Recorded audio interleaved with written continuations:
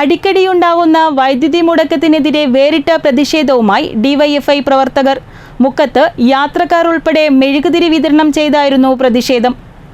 പ്രദേശത്ത് തുടർച്ചയായി ഉണ്ടാകുന്ന വൈദ്യുതി മുടക്കത്തിനെതിരെയാണ് ഡിവൈഎഫ്ഐ പ്രവർത്തകർ വേറിട്ട പ്രതിഷേധവുമായി എത്തിയത്.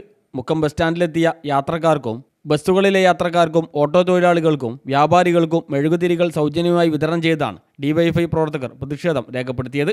അടിയന്തരമായി വൈദ്യുതി പ്രതിസന്ധിക്ക് പരിഹാരം കാണണമെന്നാവശ്യപ്പെട്ട് നടത്തിയ ഈ പ്രതിഷേധം നാട്ടുകാർക്കിടയിലും ഏറെ ശ്രദ്ധ നേടി.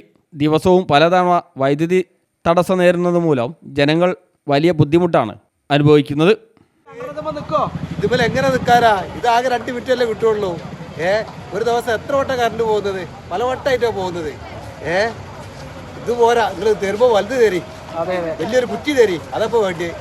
ചൂടും അപ്രഖ്യാപിത ലോഡ് ഷെഡിങ്ങും കാരണം ജനജീവിതം അതിരൂക്ഷമായ പ്രതിസന്ധിയിലാണെന്നും ഈ സാഹചര്യത്തിലാണ് പൊതുജനങ്ങളെ കൂടി പങ്കാളികളാക്കിക്കൊണ്ട് മേഖലാ കമ്മിറ്റി ഇത്തരമൊരു സമരമുറ സ്വീകരിച്ചതെന്നും ഡിവൈഎഫ്ഐ നേതാക്കൾ പറഞ്ഞു.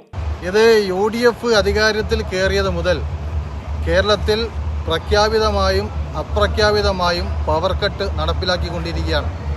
അതിനെതിരെ പ്രതിഷേധിച്ചുകൊണ്ടാണ് ഡിവൈഎഫ്ഐ മുക്കം മേഖലാ കമ്മിറ്റി ഈ മുക്കം ബസ് സ്റ്റാൻഡിലുള്ള യാത്രക്കാർക്കെല്ലാം മെഴുകുതിരി വിതരണം ചെയ്യുന്നത്.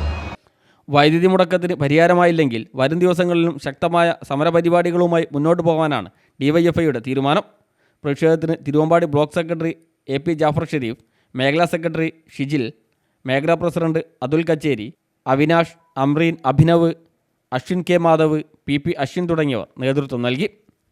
News bureau, Mukkam.